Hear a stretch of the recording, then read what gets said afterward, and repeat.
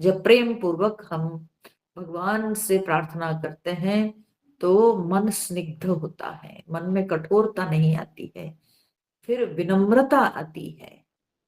तो इस प्रकार से हम अपने अपने नित्य प्रार्थना में इन चौपाइयों को जोड़ सकते हैं। तो उसके बाद फिर हनुमान जी जाते जाते फिर लौट के चले आए, सुग्रीव की अनुमति लेकर वे लौट के चले आए कि मुझे 10 एक दिन रहने दीजिए प्रभु के पास, मैं थोड़ी सी सेवा करके फिर लौट आऊंगा आपके पास, आप ये विश्वास हमारे ऊपर रखिए। तो तब हनुमान जी चले आए हैं भगवान के पास, कुछ दिन और रह के फिर लौट जाएंगे, ऐसे मन में संकल्प करके, ऐसी भावना रख के हनुमान जी आ गए भगवान के पास। इसके बाद फिर क्या हुआ,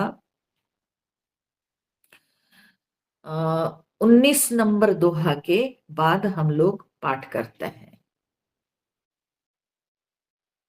पुनि कृपाल लियो बोली निषादा, दीन हे भूषण बसन प्रसादा, जाहु भवन मम सुमिरन करिहु, मन क्रम बचन धर्म अनुसरेहु, तुम मम सखा भरत सम भ्राता, सदा रहेहु पुर आवत जाता, बचन सुनत उपजा सुख भारी, परे उचरन भरी लोचन बारी, चरण नलिन उर धरि गृह आवा, प्रभु सुभाउ परिजननी सुनावा, रघुपति चरित देखी पुरवासी, पुनि पुनि कहहि धन्य सुख राशि, राम राज बैठे त्रैलोका, हर्षित भये गए सब शोका, बयरु न कर काहू सन कोई, राम प्रताप विषमता खोई, बरनाश्रम निज निज धर्म, निरत वेद पथ लोग, चलहि सदा पावहि सुख ही, नहीं भय शोक न रोग। बिना झामा स्पीकर ऑफ कीजिए। तो पुनि कृपाल लियो बोल निषादा। हाँ, तो उसके बाद कृपालु भगवान राम जी ने निषाद राज को बुला लिया। निषाद राज गुह भी उस समय आए थे जब जब भगवान राम जी लौट रहे थे वनवास से, उस समय निषाद राज गुह भी तो साथ में आए हुए थे ना, फिर उनको भी तो विदा करना होगा, तो इसलिए भगवान उनको बुला लिए और बुलाकर दीन है भूषण बसन प्रसादा, उनको भी विभिन्न प्रकार के आभूषण और वस्त्र ये सब प्रसाद के रूप से दिए। भगवान जो देते हैं वो तो प्रसाद हो जाता है, हम भगवान को जो चढ़ाते हैं उसको नैवेद्य कहा जाता है, क्योंकि वो भगवान को निवेदन के योग्य है। तो वो निवेदन के योग्य है, वो निवेदन करने लायक है, तो इसलिए उसको नैवेद्य कहा जाता है, जो भगवान को चढ़ाना रहता है उसको कहते हैं नैवेद्य। परंतु भगवान को चढ़ने के बाद जब वो भगवान से हमको प्राप्त होता है तो उसको प्रसाद कहते हैं। तो भगवान को चढ़ने के बाद प्रसाद बनता है। हम लोग नॉर्मली अपने जो है ना दिन क्या बोलते हैं, रोज जब हम लोग अपने दिनचर्या में पूजा पाठ करते हैं उसमें हम लोग क्या कहते हैं, अरे भगवान जी को प्रसाद चढ़ा दो। प्रसाद चढ़ाया नहीं जाता है, नैवेद्य चढ़ाया जाता है, प्रसाद पाया जाता है। ठीक है, तो प्रसाद पाना होता है, परंतु नैवेद्य चढ़ाया जाता है। ठीक है, तो इसलिए भगवान यहाँ पर आभूषण, वस्त्र आदि प्रसाद के रूप से उनको दिए। जाहु भवन मम सुमिरन करेहु, मन क्रम वचन धर्म अनुसरेहु। और फिर निषाद राज को भगवान समझा कर बोले, जाओ भवन, हाँ, मतलब तुम अब घर लौट जाओ, और मम सुमिरन करेहु, मेरे स्मरण हमेशा करते रहना, मन से, कर्म से, वचन से, धर्म अनुसरेहु, धर्म का अनुसरण करना।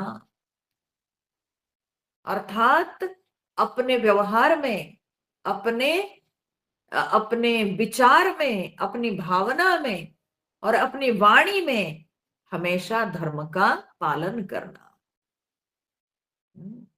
और हमेशा अपने मन में मेरा स्मरण करते रहना। मेरे स्मरण करते हुए तुम मन, वाणी, कर्म से धर्म का पालन करना।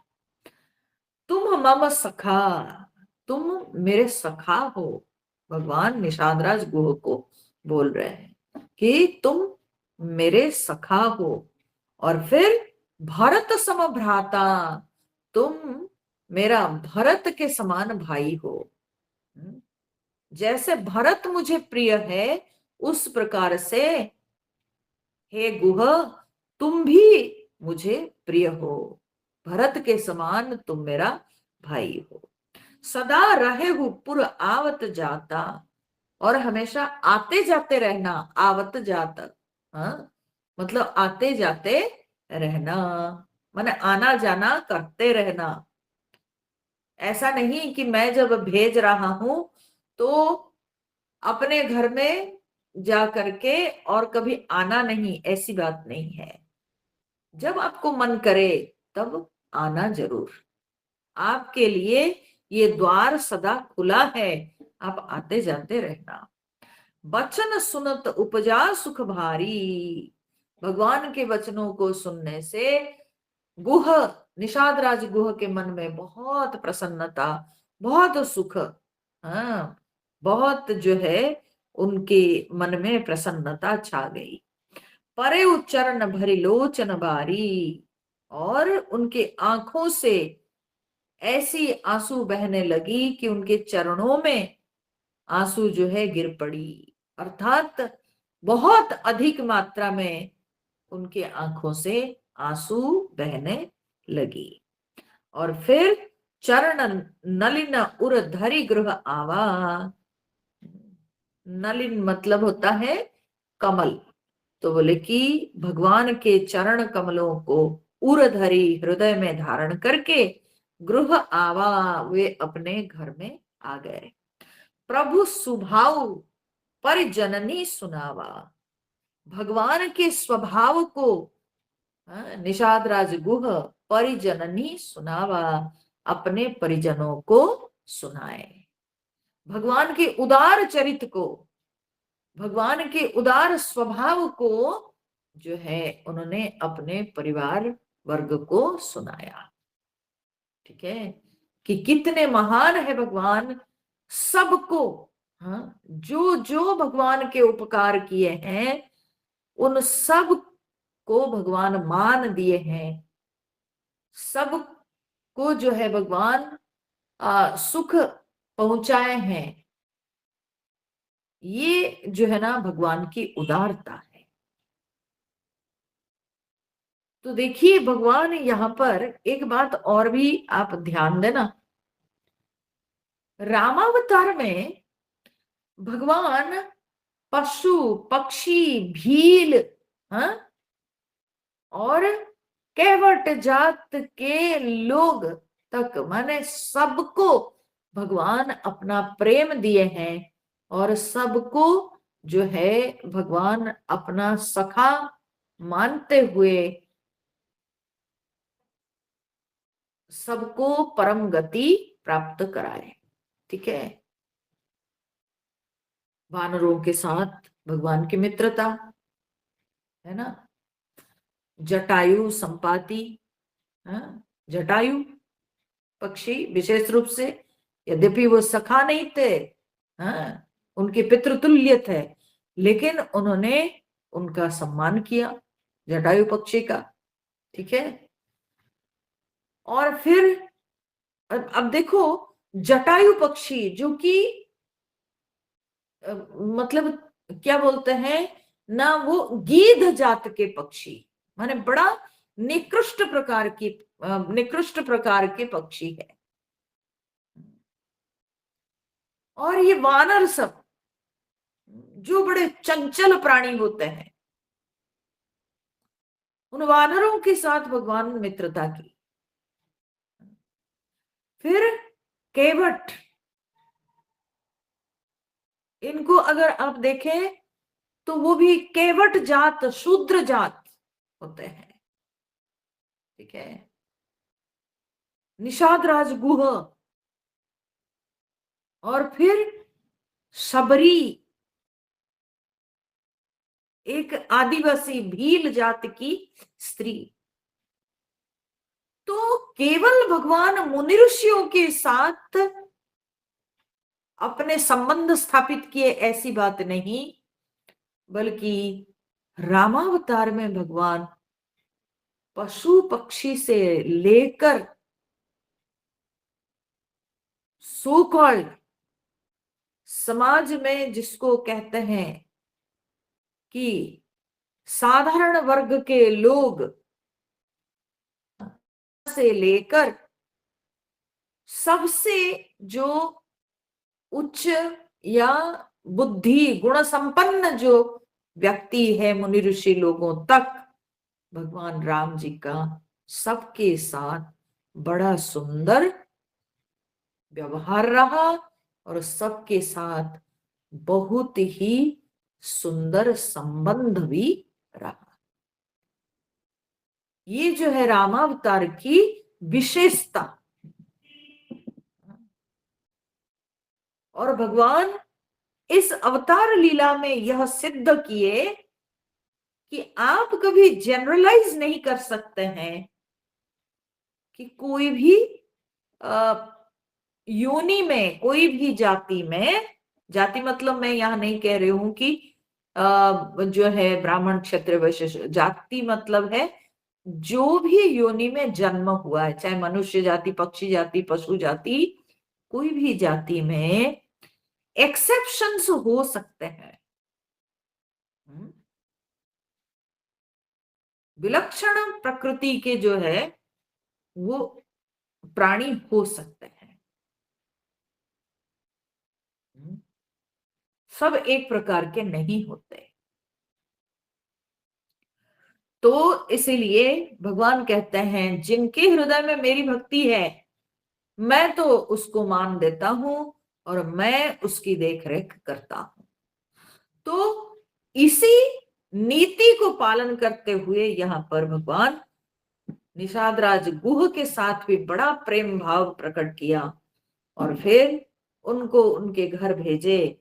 और तब निषाद राज गुह अपने घर में जाकर भगवान की महानता, भगवान के उदार चरित्र को अपने परिजनों को सुनाए।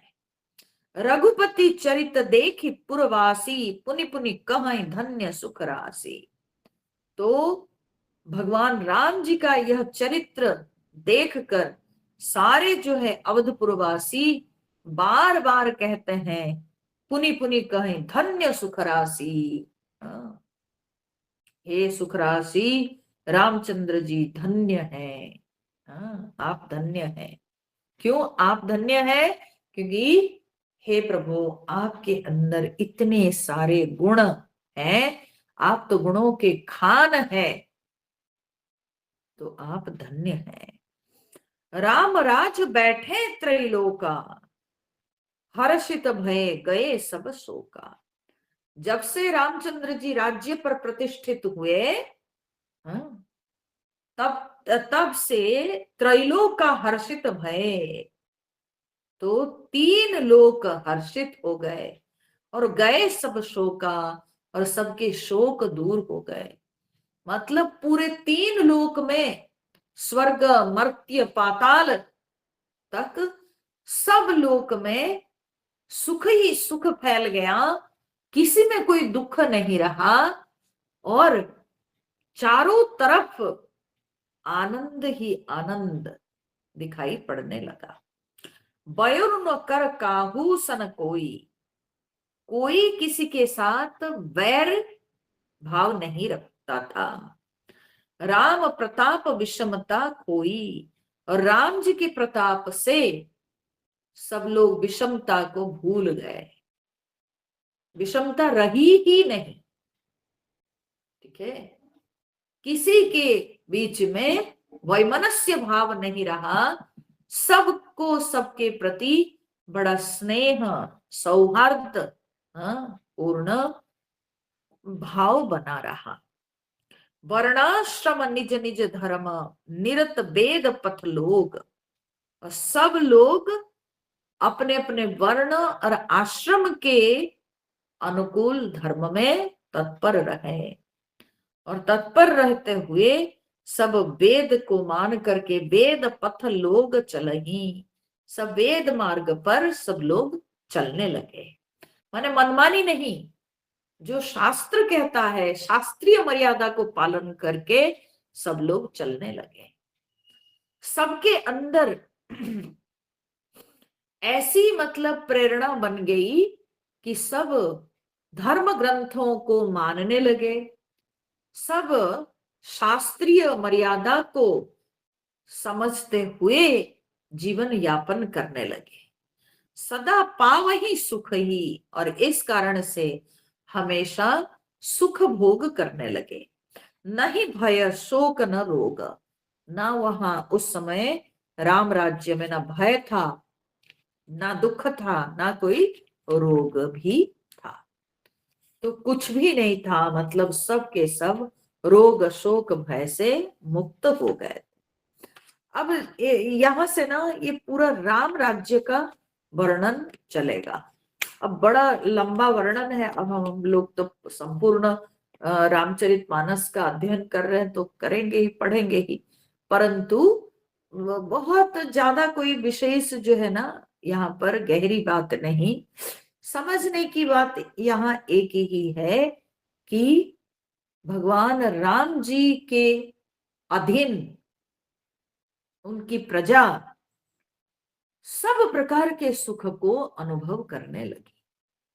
प्रजाएं जो है बड़े प्रसन्न रहने लगे, और कहीं कोई प्रकार का कष्ट राम राज्य में किसी को भी नहीं था।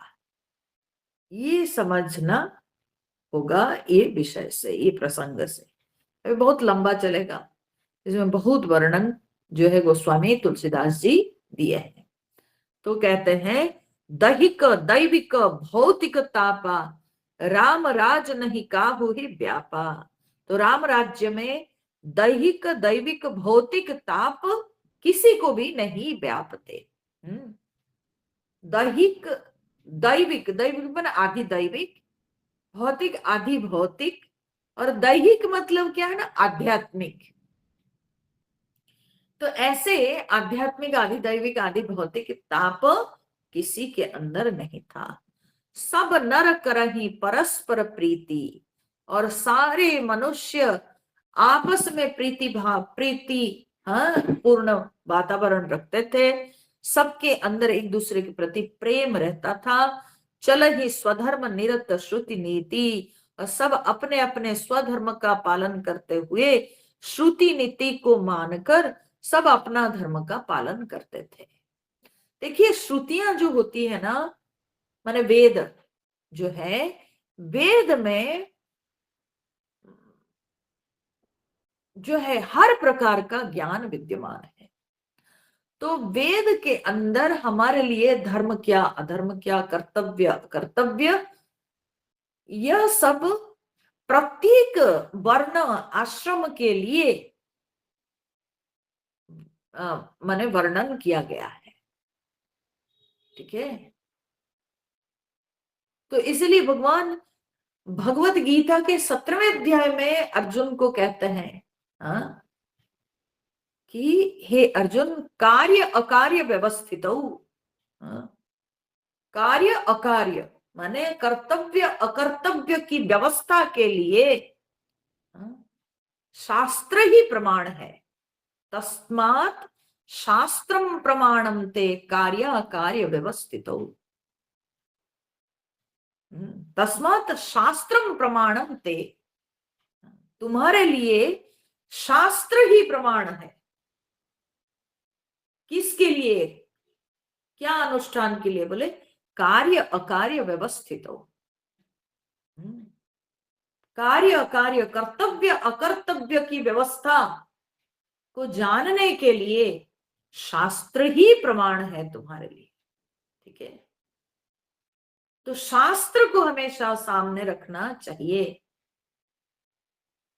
और प्रत्येक व्यक्ति अगर शास्त्र को ध्यान में रखे तो जीवन में दुख नहीं रहेगा और बहुत ही माने सरलता से, बहुत सहज रूप से हम अपने जीवन अतिबाहित कर सकते हैं। हम शास्त्रीय जीवन नहीं जी रहे हैं, इसीलिए हमारे जीवन में बहुत दुख आता है। तो यहां पर राम राज्य में कहा गया कि सब लोग श्रुति के नीति के अनुरूप जीवन यापन करते थे, सब अपने अपने स्वधर्म में चलते थे, स्वधर्म का पालन करते। चारयु चरण धर्म जग माही, और धर्म के 4 चरण जगत में परिपूर्ण रहा उस समय। हाँ? सत्य, शौच, दया, दानम। ठीक है, ये 4 जो है धर्म के चरण है। ठीक है, कहीं कहीं मैंने देखा कोई कोई विद्वानों ने लिखा सत्य, शौच, दान और नहीं, सत्य, शौच, दया और तपस्या। जैसे अखंडानंद जी महाराज ऐसे 4 चरण लिखे हैं जो धर्म के, सत्य, शौच, फिर दया और तपस्या, उन्होंने ऐसे लिखा। अच्छा, कोई बात नहीं, ये सारे के सारे सद्गुण हैं। और ये असलियत में कहा गया है कि धर्म के ये 4 चरण जो कि सत्य युग में पूरी तरह से ये 4 चरण स्वस्थ रहते हैं धर्म के। और जैसे जैसे युग आगे बढ़ता चला जाता है, सत्य से त्रेता, त्रेता से द्वापर, द्वापर से कली, तो धर्म के एक एक चरण क्षय होने को लगते हैं। ठीक है, सत्य युग समाप्त होने पर सत्य चला जाता है। ठीक है ना, तो धीरे धीरे त्रेता युग जाता है, तो फिर एक जो है चरण जाता है। तो ऐसे करते हुए जो है ना, धर्म के ये 4 चरण सूचित करते हैं मुख्य रूप से ये 4 जो है महान सद्गुण। ठीक है, जो कि व्यक्ति के जीवन में बड़ा महत्वपूर्ण है, और इन गुणों के ऊपर ही धर्म टिका हुआ है। तो यहाँ पर कहते हैं त्रेता युग में जब भगवान राम जी का शासन चल रहा था, तब धर्म के 4 चरण विद्यमान थे। ठीक है, 4 चरण धर्म जग माही, और वो भी क्या ना, पूरी जगत में परिपूर्ण है ये धर्म के 4 चरण। ये केवल अयोध्यापुरी में है ऐसी बात नहीं, बल्कि राम जी संपूर्ण जगत, हाँ, को पूरी तरह से जो है शासन कर रहे हैं, और जगत में इसलिए धर्म के बना रहा। सपने हूं अघनाही, और स्वप्न में भी कहीं पाप दिखाई नहीं पड़ा। राम भगत तीरथ नर अरु नारी, राम जी की भक्ति में सारे नर नारी सब पूरी तरह से लिप्त रहे और सकल परम गति के अधिकारी, सबके सब इस कारण से परम गति के अधिकारी रहे। ठीक है, क्योंकि राम जी के चरण में सबकी भक्ति रही तो इसीलिए सब परम गति के अधिकारी बन गए। अल्प मृत्यु नहीं कवन्यु पीड़ा, किसी को कोई पीड़ा नहीं रही। और जो है अल्प मृत्यु माने छोटी अवस्था में, कम उम्र में जो मृत्यु हो जाती है, तो बोले वैसे किसी के साथ नहीं हुआ, अर्थात सब पूर्ण आयु जिए। हमारे शास्त्र में पूर्ण आयु किसको कहते हैं? अब ज्योतिष शास्त्र के अनुसार कहा जाता है 120 साल तक पूर्ण आयु। ठीक है ना, 120 साल तक, और वो भी कलिकाल के अनुसार। अब पता नहीं त्रेता युग में कितने साल जी रहे होंगे, क्योंकि त्रेता युग में तो भगवान खुद ही तो इतना लंबा समय तक शासन किए हैं। भगवान राम जी का शासन काल भी जो है ना, करीब हमको लगता है 10-11 हजार साल तक भगवान राम जी का शासन काल रहा है। तो इसलिए उनके समय में मनुष्यों की आयु भी वैसी ही लंबी होती होगी, तो इसलिए अपमृत्यु नहीं हुई, तो सब के सब पूर्ण जीवन जिए और किसी को कोई पीड़ा नहीं रही। सब सुंदर सब बिरुज शरीरा, सबके शरीर सुंदर दिखाई पड़ते थे। सबके शरीर क्यों सुंदर दिखाई पड़ते थे? क्योंकि सबके मन में सुंदर चिंतन हो रहा था। जब हमारा मन सुंदर वस्तु का ध्यान करता है तो अपने आप ही शरीर में सुंदरता छा जाती है। ठीक है, उस व्यक्ति के मुख में प्रसन्नता छा जाती है, उस व्यक्ति के मुख में एक भिन्न प्रकार का तेज दिखाई पड़ता है और वह सुंदर भी दिखाई पड़ने लगता है। तो जब सुंदर तत्व का ध्यान करते हैं तो अपने आप शरीर में सुंदरता आ जाती है। असुंदर का हम चिंतन करेंगे तो अपने मुख में अप्रसन्नता, अपने मुख में जो है असुंदरता आ जाती है। तो इसलिए सबके शरीर सुंदर हो गए, इसलिए कि सब भगवान का ध्यान कर रहे थे। तो सब सुंदर सब बिरुज अर्थात सब रोग मुक्त हो गए।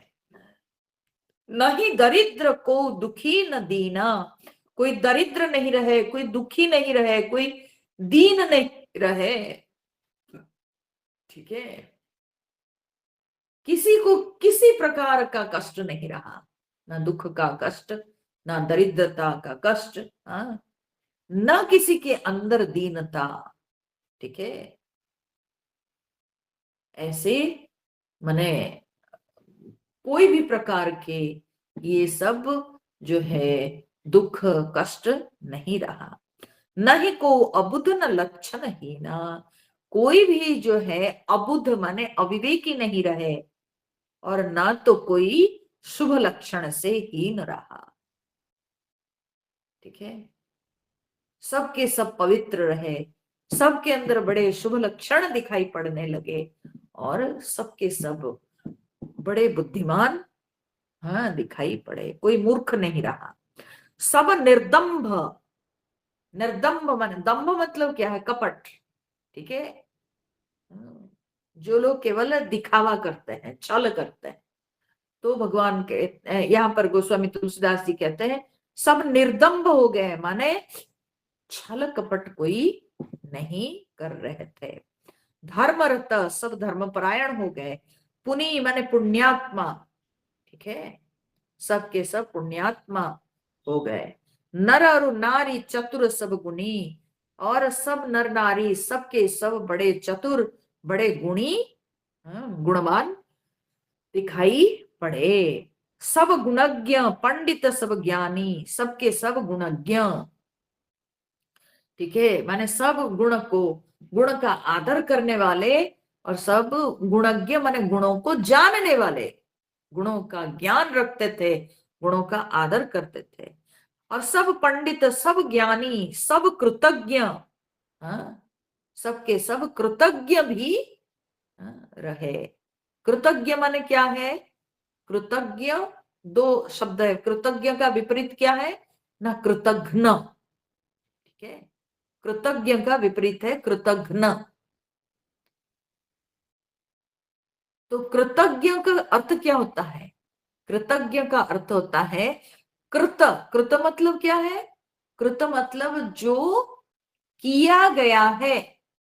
ठीक है, जो किया गया है, आपके प्रति जो किया गया है दूसरों के द्वारा, उसको उसको जानने वाला, मतलब उसको एक्नॉलेज करने वाला, उसको रिकॉग्नाइज करने वाला। ठीक है, हमारे प्रति जो किया गया है, हम उसको समझते हैं, हम उसको हृदयंगम करते हैं कि मेरे प्रति जो उपकार किया गया है। जो व्यक्ति एक्नॉलेज करता है दूसरों के उपकार को उसके प्रति, उसको कहते हैं कृतज्ञ। और कृतघ्न किसको कहते हैं? ना, जो उपकार आपके प्रति किया गया है, उसको आप जब एक्नॉलेज नहीं करते हैं और आप उसका हनन करते हैं। ठीक है, आप उसका हनन करते हैं, आपके प्रति किया हुआ उपकार को भूल करके। ठीक है, आप भूल गए, तो जब आप भूल जाते हो, तो भूल करके आप उसका हनन किए, दूसरों का किया हुआ उपकार का आप हनन किए, तो उस व्यक्ति को कहते हैं कृतघ्न। ठीक है, तो किया हुआ उपकार को जब हम स्मरण करते हैं, तो उसको कहते हैं, वो व्यक्ति को कहते हैं कृतज्ञ। और जो व्यक्ति उसके प्रति किया हुआ उपकार को भूल जाता है, उसको कहते हैं कृतघ्न। तो भगवान के राज्य में सब कृतज्ञ रहे। ठीक, मतलब उनके प्रति किए हुए उपकारों को वे लोग हमेशा याद रखे, और वे लोग भी प्रति उपकार करने लगे। ठीक है, जो मेरे प्रति उपकार किया है, मैं भी उसके प्रति उपकार करूं। तो नहीं कपट सयानी, कपट, चतुराई, ये सब नहीं रहा। फिर राम राज नभ गेस सुनु, सचराचर जग माही। काकभूषुंडी जी कहते हैं, गरुड़ जी सुनिए, राम राज, हाँ, राम जी के राज्य में सचराचर जग माही, और जड़ चेतन और जगत में काल कर्म स्वभाव गुण कृत दुख काहू ही नाही। काल कर्म स्वभाव और गुणकृत दुख किसी में नहीं रहा, है ना। कालकृत दुख, दुख, कालकृत मतलब समय से, है ना। अब ग्रहों के प्रभाव कहिए, जो कहिए, जब खराब समय आता है, समय खराब नहीं होता है असलियत में, परंतु जो समय में प्रतिकूलता को हम फेस करते हैं, उसको हम खराब समय कहते हैं। समय तो चल रहा है, बस समय खराब अच्छा कुछ नहीं होता है। ठीक है, तो ऐसे जो है ना, कालकृत, हाँ, पीड़ा या कालकृत कष्ट। ठीक है, फिर कभी कभी क्या होता है ना, कर्म, अपने कर्म से कोई सोचता है कि नहीं, सब तो मेरे कर्म है, मैं मेरा किया हुआ, हाँ, का फल हम भोग रहे हैं। तो उसको कहेंगे कर्मकृत दुख। तो कोई काल को दोष देता है, कोई अपने कर्म को निंदा करता है, कोई कहता है कि ये स्वभाव, ठीक है, मतलब ये प्रकृति है, ठीक है। कोई कहता है कि भाई ये तो जो है ना, ये तो मेरी प्रकृति है, ये तो मेरे अंदर जो है, ऐसे ही भगवान मुझे बनाए हैं कि मेरे जीवन में दुख ही दुख है, ठीक है। तो स्वभाव को निंदा करता है। फिर गुणकृत, कोई गुण को जो है कहता है कारण, कहता है कि ये तो जो है ना, ये प्रकृति के गुणों के कारण ही हमारे जीवन में विभिन्न प्रकार के कष्ट दुख ये सब आते हैं, ये सब गुणों की गड़बड़ी। अब जो भी कहिए, यहाँ पर गोस्वामी तुलसीदास जी कहते हैं कालकृत कर्म के फल के रूप से या स्वभावकृत या गुणकृत दुख का हुई नाही, किसी को जो है उस प्रकार का दुख नहीं रहा। भूमि सप्त सागर मेखला एक भूप रघुपति कोसला। बोले कि भूमि सप्त माने सात, सप्त सागर भूमि, सप्त सागर भूमि माने ये जो सप्त सात जो बोलते हैं कि क्या बोलते हैं, सात समुद्रों की ये जो भूमि है। तो कहते हैं कि ये सात समुद्र जो है, सात समुद्रों की बोलते हैं कि मेखला, सात समुद्रों की मेखला, मेखला मतलब क्या होता है, करदनी, ठीक है। तो ये सात समुद्र, ये पृथ्वी में चारों तरफ ये जो सात समुद्र है ना ऐसे, तो कहते हैं ये जैसे कि पृथ्वी की मेखला के समान है, ठीक है। तो बोले सात समुद्रों की ये मेखला की ये जो भूमि है, ये भूमि के एक भूप रघुपति कोसला, कोसलाधीश रघुवंशी भगवान राम जी ही एक राजा थे, मतलब संपूर्ण भूखंड के राजा भगवान राम जी बने हुए हैं। भुवन अनेक रोम प्रति जासु, यह प्रभुता कुछ बहुत न दासु।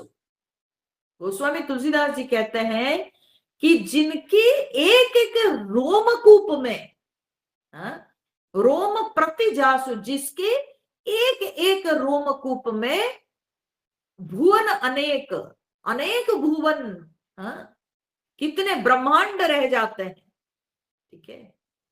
तो यह प्रभुता कछु बहुत न दासु, तो ये प्रभुता कोई बहुत बड़ी बात तो है नहीं उस भगवान के लिए, माने इस पृथ्वी के राजा बनना ये उस भगवान के लिए तो बहुत कोई बड़ी बात नहीं है।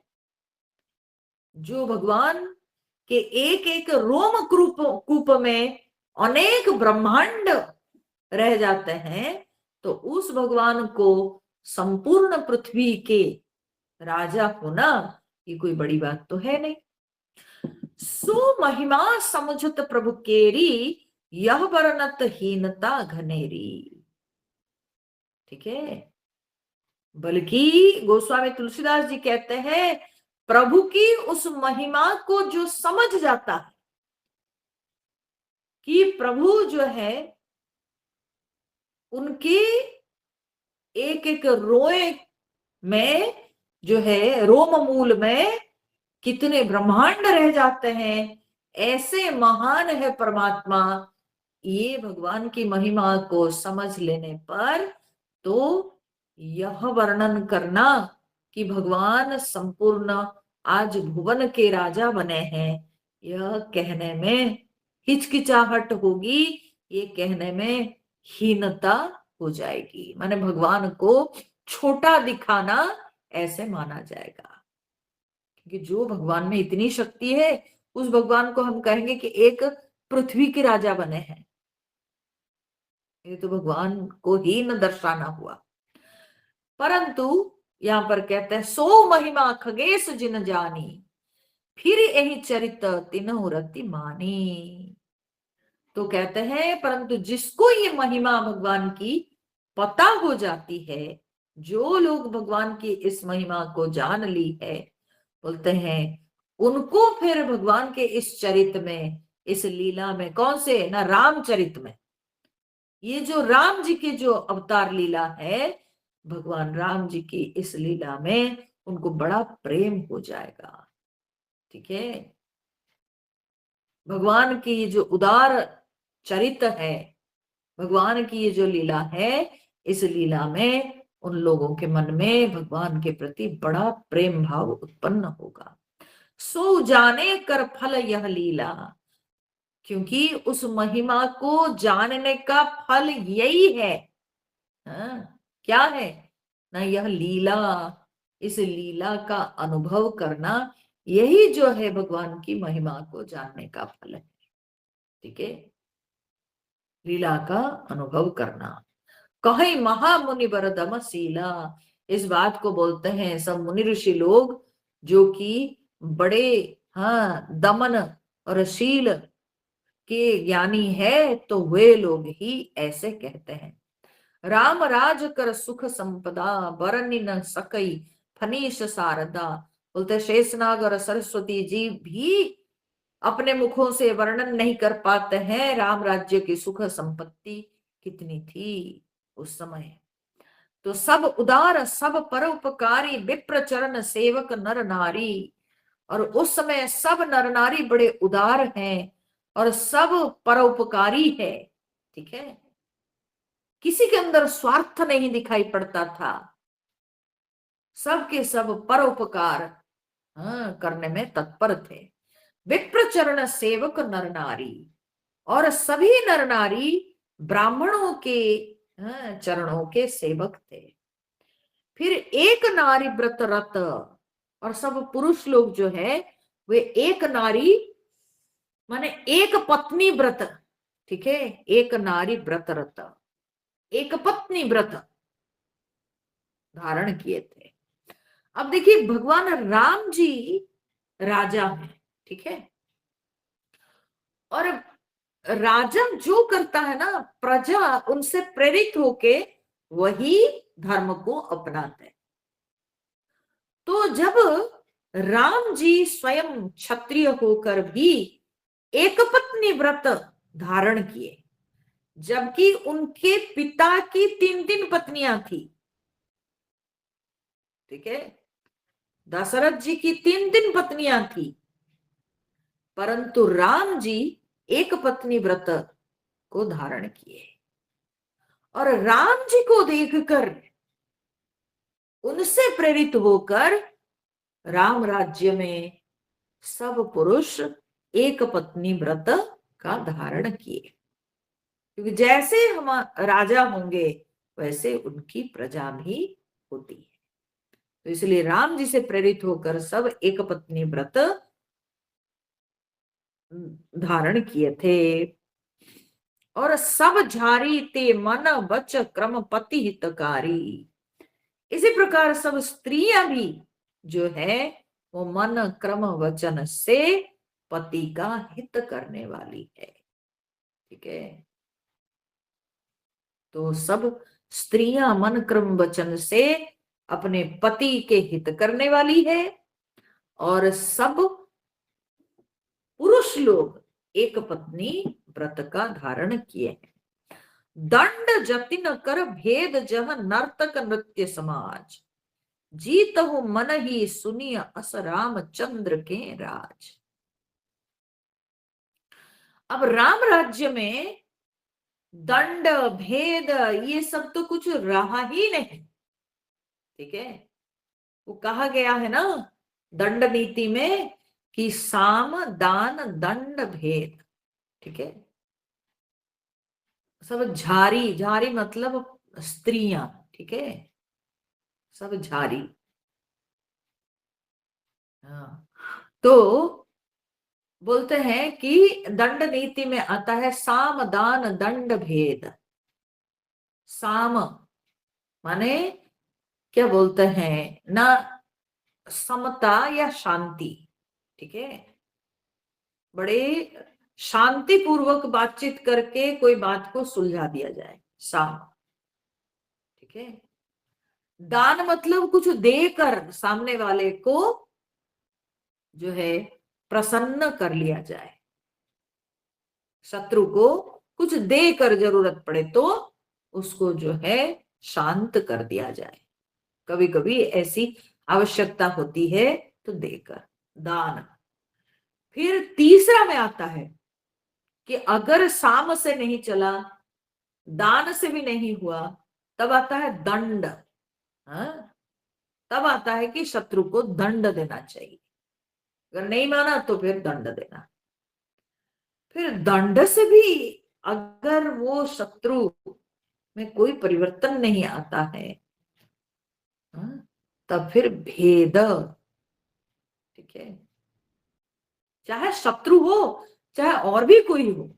ठीक है, साम दान दंड और अंत में भेद। भेद मतलब क्या?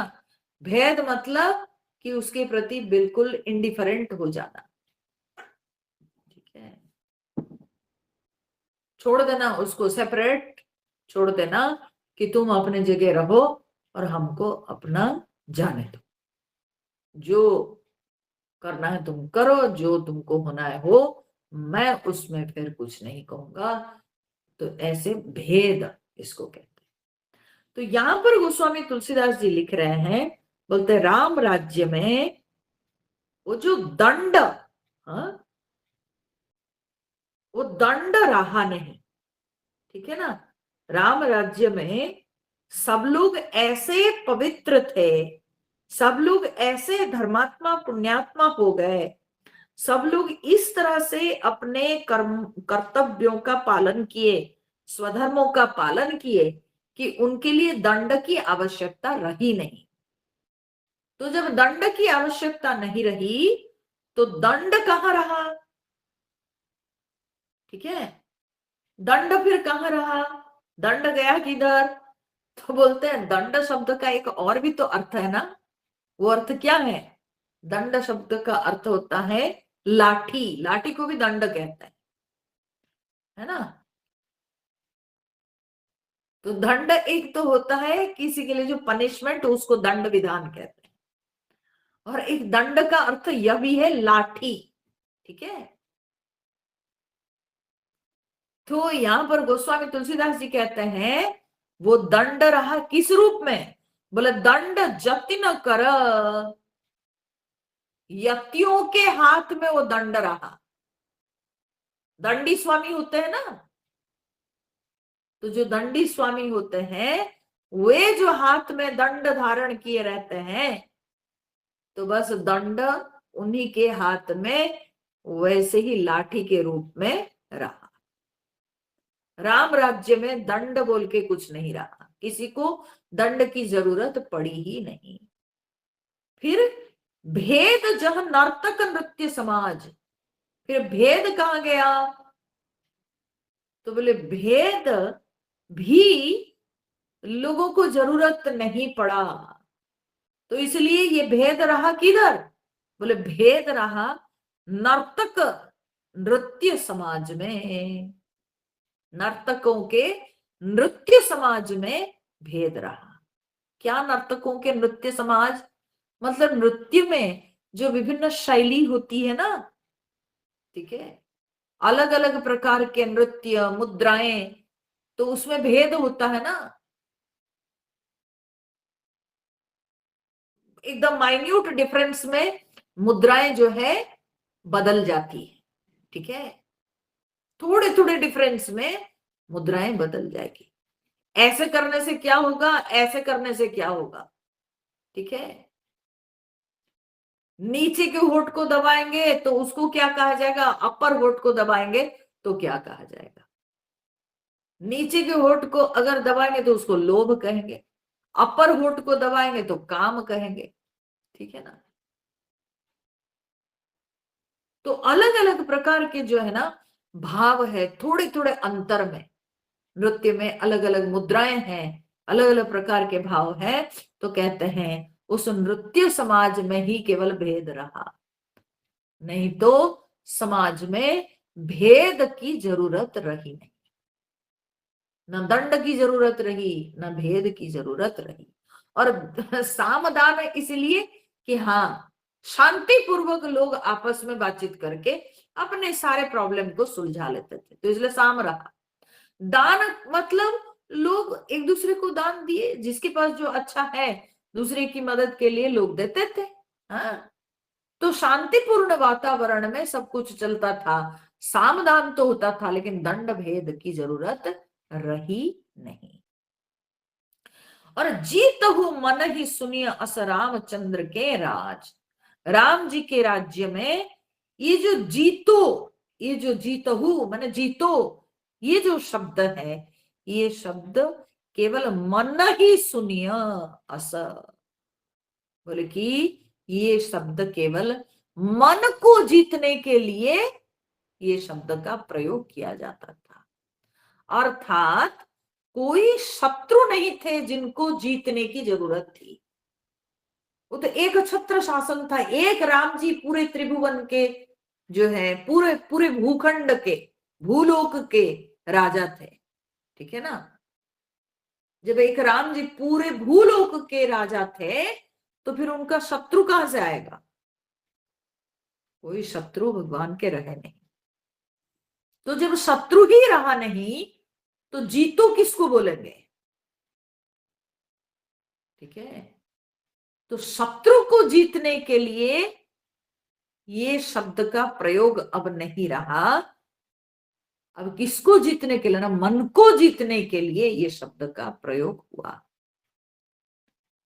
तो इस प्रकार से दंड, भेद, जीतो, ये सारे शब्द भिन्न अर्थ में प्रयोग हुए, परंतु इनका जो है, ये जो शत्रु को लेकर ये जो शब्दों का प्रयोग होता है, वो प्रयोग अब रहा नहीं। फूल ही फर ही सदा तरु कानन रही एक संग गज पंचानन। ठीक है, बोले कि वृक्षों का जो है वन में वे हमेशा फूलते फलते रहे। ठीक है, बहुत सारे फूलों से भरे हुए वृक्ष और फलों से नदारद है, पूरा भरा हुआ है वृक्ष सब। तो ऐसे हाँ चारों तरफ दिखता था। और रहे एक संग गंज गज पंचानन, पंचानन मतलब होता है सिंह। ठीक है, तो कहते हैं कि सिंह, जो कि सिंह और हाथी, नॉर्मली हाथी और सिंह का अच्छा संबंध नहीं दिखता है, लेकिन राम राज्य में हाथी और सिंह दोनों अपने वैर भूलकर एक साथ रहते हैं। खग मृग सहज बयरु बिसराई, और पशु पक्षी सब अपने वैर भाव को भूल गए। सबने परस्पर प्रीति बढ़ाई, सब आपस में बड़े प्रेम भाव कर रखने लगे। कूजही खग मृग नाना वृंदा, और फिर पक्षी सब कूजते हैं, माने मीठी बोली बोलते हैं। और फिर मृग नाना वृंदा, बहुत प्रकार के पशुओं का समूह भी अभय चरही बन करही आनंदा, निर्भीक होकर के वन में चरते हैं और बड़े आनंद करते हैं। शीतल सुरभि पवन बह मंदा, और पवन भी जो है बोलते कि शीतल सुगंधित और मंद बहने लगी। ठीक है, फिर गुंजत अलिले चली मकरंदा। अच्छा, मेरे को ना ये समझ में नहीं आता है, ये जो पवन शब्द है ना, मैंने कहीं कहीं पवन शब्द को स्त्रीलिंग के रूप से सुना भी है ना? एक माइंड नहीं कीजिएगा, एक गाना है लता मंगेशकर जी का, ठीक है ना, एरी पवन, हाँ, एरी पवन ढूंढे किसे मेरा मन, है ना? तो वो कहती एरी पवन, है ना? ऐसे बोलती है क्या ना? हाँ, मेरे मेरे को तो ऐसे सुनने को होता है, लगता है। और फिर यहाँ पर कहते पवन चलता रहता है। ठीक है, एरी वो बोलती है कि ऐसा सुनाई पड़ता है, ए रे पवन बोलती है। God knows. मेरा कभी कभी मेरी समझ भी जो है ऐसे हो जाती है, गड़बड़ लगता है मुझे, ठीक है। परंतु जहां तक मेरी समझ है, मुझे लगता है कि ये री पवन गाती है शायद, ना रे गाती है, ये रे पवन। हिंदी की शिक्षिका इसमें है। सुन रही है हिंदी की शिक्षिका, वो बताएगी, क्लियर करेगी। तो यहाँ पर तो जो है ना वाक्य इस तरह से है कि पवन चलता रहता है। हाँ?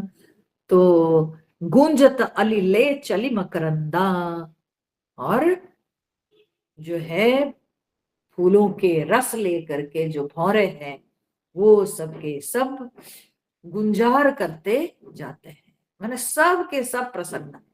लता बिटप मागे मधु चवही, लता बिटप माने सब, माने बेले और वृक्ष, ये सब के सब मांगने से वे मधु टपका देते हैं, ठीक है। सब मांगने से जो है मधु टपका देते हैं, अर्थात उनके फूलों में मधु है तो वे टपका देते हैं मांगने से। हाँ? और फिर मन भाव तो धेनु पय सर्वही, और आपको मन चाहा दूध मिल जाता है गायों से, जिसको जितना दूध गाय दे देती है प्रसन्न होकर। शशि संपन्न सदा रह धरनी, धरती जो है खेतों से, शशि, अच्छा शशि शब्द का अर्थ होता है एक चंद्रमा भी, ठीक है, लेकिन यहाँ पर शशि मतलब शस्य, ठीक है, शस्य संपन्न है धरती, खेतों से भरा हुआ पूरा एकदम।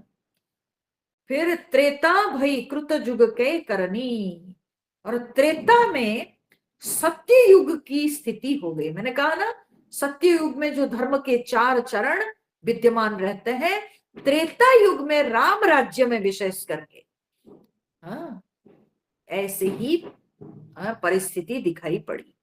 प्रगति गिरिन विविधि मन खानी, और पूरे जगदात्मा भूप जग जानी, समस्त जगत के आत्मा, ठीक है, भगवान राम जी को जगत का राजा मानकर प्रगति गिरि न विविध मणि खानी, पर्वतों ने अनेक प्रकार के जो है मणियों के खाने प्रकट कर दी कि राम जी राजा हैं, उनको रत्नों के धन की आवश्यकता होगी, तो इसलिए पर्वतों ने सारे अपने रत्नों के खान प्रकट कर दिए कि प्रभु आप ले लो, आपके कार्य में जहां जैसे जरूरत है इन रत्नों का आप व्यवहार कीजिए।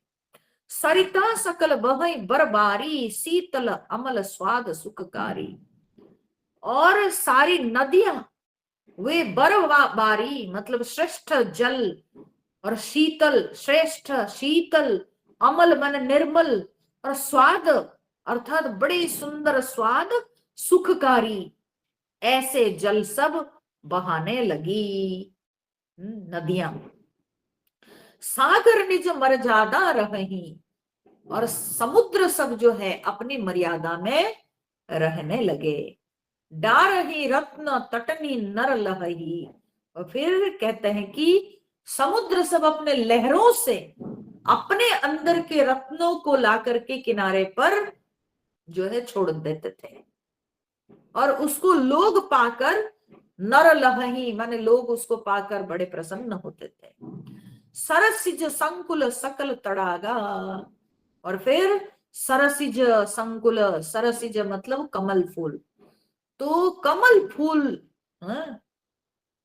से परिपूर्ण है सकल तड़ागा, तड़ाग मतलब होता है सरोवर तालाब। तो कहते हैं कि सारे तालाब जो है वे सारे कमलों से भरपूर है। अति प्रसन्न 10 दिशा विभागा, पूरी 10 दिशा, 10 दिशा माने 4 दिशाएं, पूर्व पश्चिम उत्तर, फिर 4 कोण, ठीक है, प्रत्येक दो दिशा के बीच के जो कोण है, ठीक है, जैसे उत्तर और पूर्व के बीच के जो कोण है उसको कहते हैं ईशान्य कोण, ठीक है। तो ऐसे जो चार कोण है फिर, तो चार चार आठ, और फिर ऊपर और नीचे ये दो, तो ऐसे 10, ठीक है। असलियत में आकाश में ये दिशाएं सब कल्पना है, ठीक है। दिशा क्या है, महाकाश में दिशा क्या है, ये दिशाएं जो है ये केवल हमारी कल्पना है, बट जो भी हो, तो कहते हैं 10 दिशाओं में अति प्रसन्न, हाँ, सबके सब बोलते हैं कि सब प्रसन्न है। विधु महिपूर मयूखनी रवि तप जेत नहीं काज, बोलते कि रामचंद्र जी के राज्य में क्या हुआ ना, विधु मतलब चंद्रमा, महिपूर मयूखनी, मयूख मतलब चंद्रमा की किरण, ठीक है, चंद्रमा की किरण को चंद्र ज्योत्सना, ठीक है। तो चंद्र ज्योत्सना जो है महीपुर माने धरती को पूरा चारों तरफ से जो है पूरी तरह से आच्छादित कर दी है। रवि तप जेत नहीं काज, तो कहते हैं सूर्य भी उतना ही तपते हैं, ठीक है, जितने की आवश्यकता है। जेत नहीं काज माने जितने की जरूरत है उतना जो है सूर्य का ताप भी प्राप्त होता है। मागे बारिद देहि जल, और मेघ को मांगने पर जितनी आवश्यकता होती है उतना जल जो है मेघ दे देता है। रामचंद्र के राम जी के राज्य में ऐसा था। कोटि न बाजी मेघ प्रभु कीन्हे, दान अनेक द्विजन कह दीन्हे, और भगवान राम जी ने करोड़ों अश्वमेध यज्ञ किए। बाजी मेध, बाजी मतलब होता अश्व, घोड़ा को बाजी कहते, तो अश्वमेध यज्ञ भगवान किए, कितने ना, कोटि न, करोड़ों, ठीक है, करोड़ों अश्वमेध यज्ञ किए प्रभु। दान अनेक द्विजन कह दीन्हे, और ब्राह्मणों को बहुत दान दिए भगवान।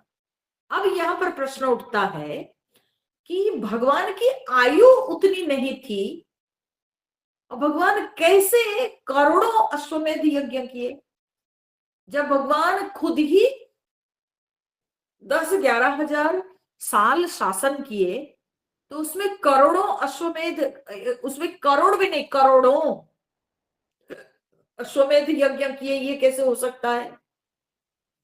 हाँ? इसका ऐसा है कि भगवान एक एक अश्वमेध यज्ञ जब जब करते थे, वो अश्वमेध यज्ञ में इतना अधिक भगवान दान देते थे ब्राह्मणों को कि वो एक एक यज्ञ का फल करोड़ अश्वमेध यज्ञ का बराबर होता था, ठीक है। तो इस प्रकार से भगवान अपने शासन काल में जितने अश्वमेध यज्ञ किए उसका फल करोड़ों अश्वमेध यज्ञ का फल के बराबर हुआ।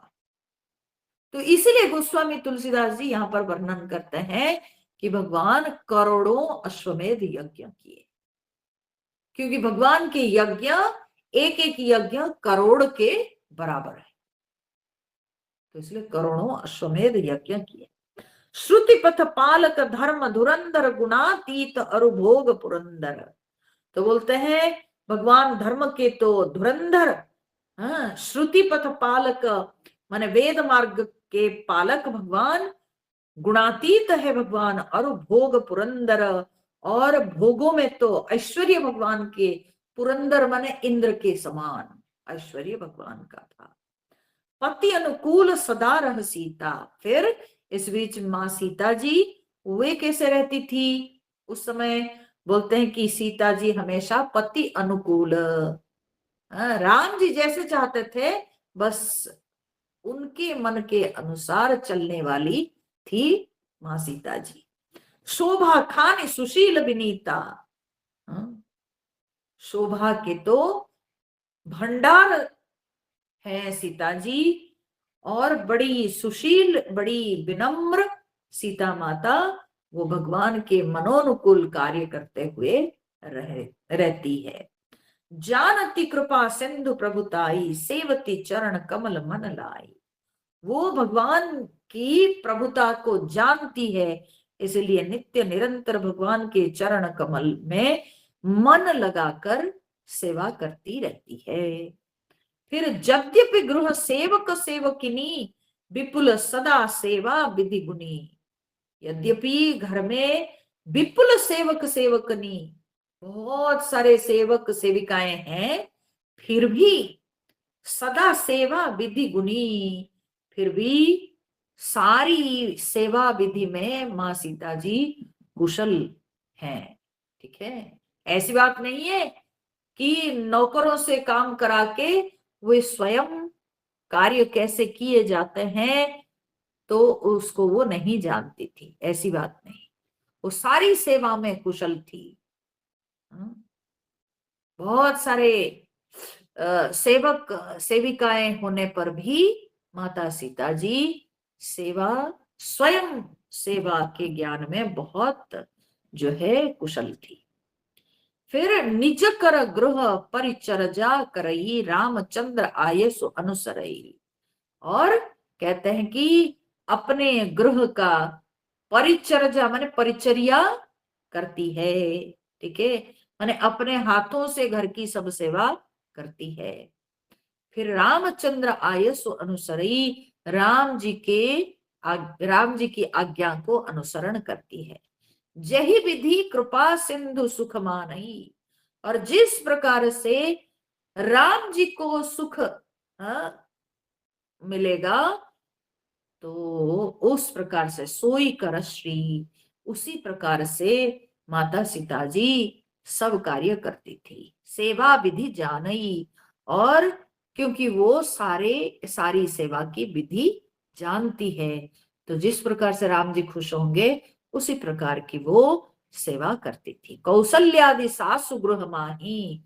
और घर में कौशल्या आदि जो सासू मतलब उनकी सास सब थी, वो सबके सब सबको सेवई सब निमान मद नाही। तो सीता जी सबकी सेवा करती रही और मन में कोई मान मद नहीं रखी। ठीक है, तो बिल्कुल मान रहित होकर सब सासुओं की सेवा करती रही। उमा रमा ब्रह्मादि वंदिता, जगदम्बा संतत मनिंदिता।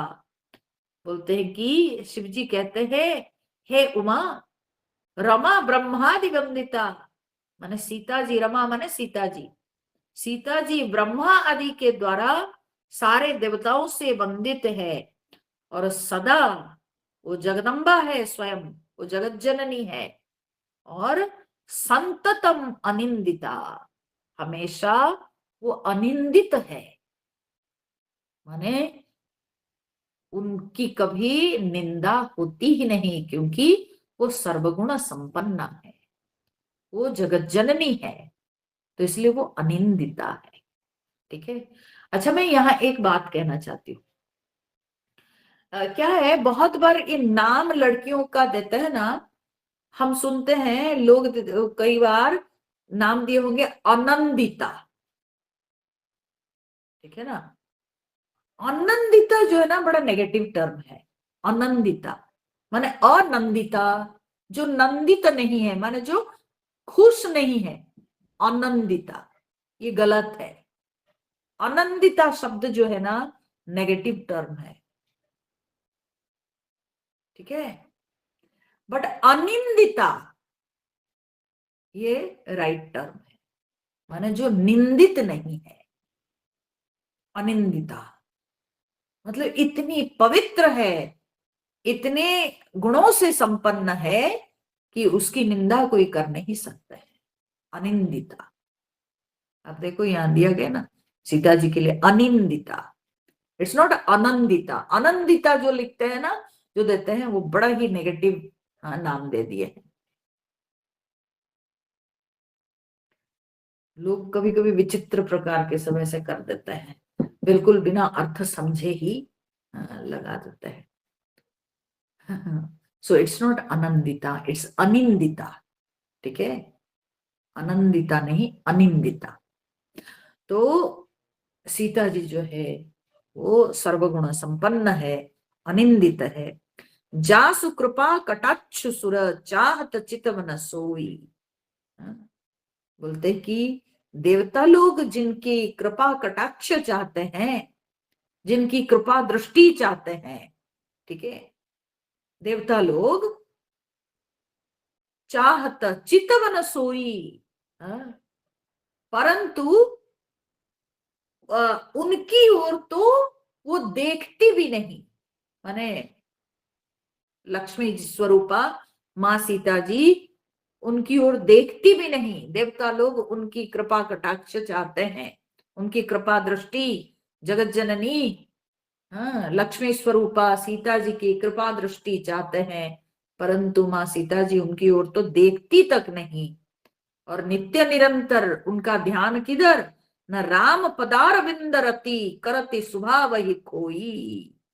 ठीक है, अपने स्वभाव को छोड़कर, क्या स्वभाव, कि वो स्वयं कितने जो है वो महान है, तो उस स्वभाव को छोड़कर श्री रामचंद्र जी के चरणारविंद में हमेशा प्रीति करती रहती है, हमेशा राम जी के चरण कमल में लिप्त रहती है सीता जी।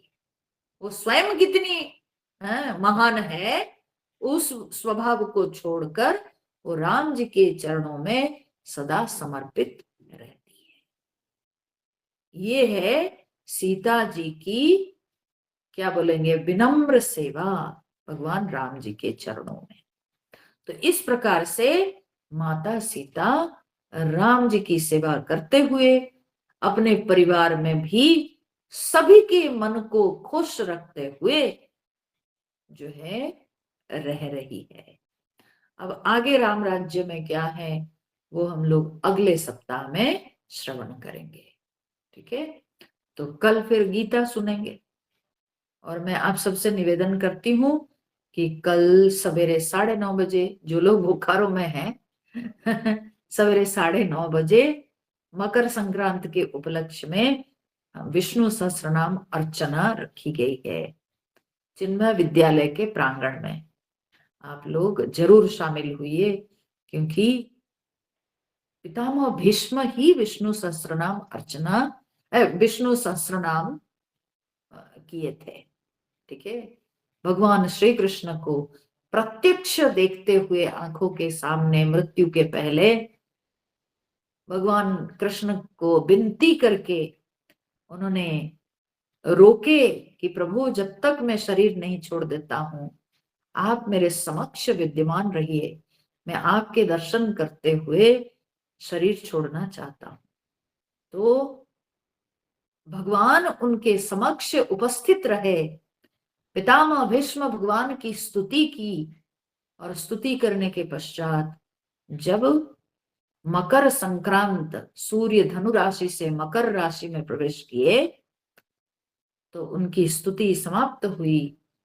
और कालवित पितामह भीष्म वो जानते थे समय की गणना, तो जब देखे कि मकर संक्रांति लग गई तब वे मौन हो करके भगवान का ध्यान करते हुए शरीर का त्याग किए। तो इसलिए इस मकर संक्रांति में भगवान विष्णु की स्तुति पाठ, भगवान विष्णु के नाम जो भीष्म पितामह ने किया है उसका पाठ करिए, और उन नामों के साथ अर्चना करना ये बड़ा पुण्य का काम है। तो हम लोग कल रखे हैं, संक्रांति तो आज लग गई है परंतु कल भी संक्रांति है, हम लोग सवेरे 9:30 बजे रखे हैं। आप लोग जो बोकारो में उपस्थित हैं सबको मैं निमंत्रण देती हूँ, आप लोग जरूर आइए और शामिल हुइए। अपने साथ आप लोग पूजा सामग्री लेके आइएगा, मैंने मैसेज में उस बात को लिखा है कि क्या क्या आप अपने साथ लेके आइएगा, ठीक है। तो लेकिन जरूर आइए, आप सबसे निवेदन है। हरिओम नारायण। हरिओम। स्वामी जी अम्मा, हाँ जी। आपने जो कहा था ना वो गाना, वो मैंने लिंक दे दी आपको। और अनिंदिता, आनंदिता, ये सब कंफ्यूजिंग है। हाँ, आनंदिता अगर हो, हाँ, आनंदिता, आनंदिता होगा ना तो फिर वो सही है। क्यों? क्योंकि आ उपसर्ग जो है ना, आ मतलब असमन्तात, माने चारों ओर से, नंदिता मतलब जो है सुखी है, ठीक है। तो जो चारों ओर से हर प्रकार से सुखी है उसको कहेंगे आनंदिता। आ और अ में अंतर है, अविपरीतात्मक जो है उपसर्ग है, ठीक है ना। तो बराबर। अनिंदिता होने से ठीक है, अनिंदिता सही है, आनंदिता भी सही है, पर ये जो आनंदिता लोग लिखते हैं ना, ये तो बड़ा विचित्र हो जाता है, ठीक है। तो इस तरह की बात है, ठीक है। चलिए, हरिओम। श्री राम जय राम जय जय राम, श्री राम जय राम जय जय राम, श्री राम जय राम जय जय राम, श्री राम जय राम जय जय राम, श्री राम जय राम जय जय राम, श्री राम जय राम जय जय राम, श्री राम जय राम जय जय राम, श्री राम जय राम जय जय राम, जय सीताराम जय हनुमान। बोलिए सियावर रामचंद्र भगवान की जय, पवन सुत हनुमान की जय, उमापति महादेव की जय। बोलो भाई सब संतन की जय। ओम पूर्णमदः पूर्णमिदं पूर्णात् पूर्णमुदच्यते, पूर्णस्य पूर्णमादाय पूर्णमेवावशिष्यते। ओम शांति शांति शांति। हरि ओम। श्री गुरुभ्यो नमः। हरि ओम।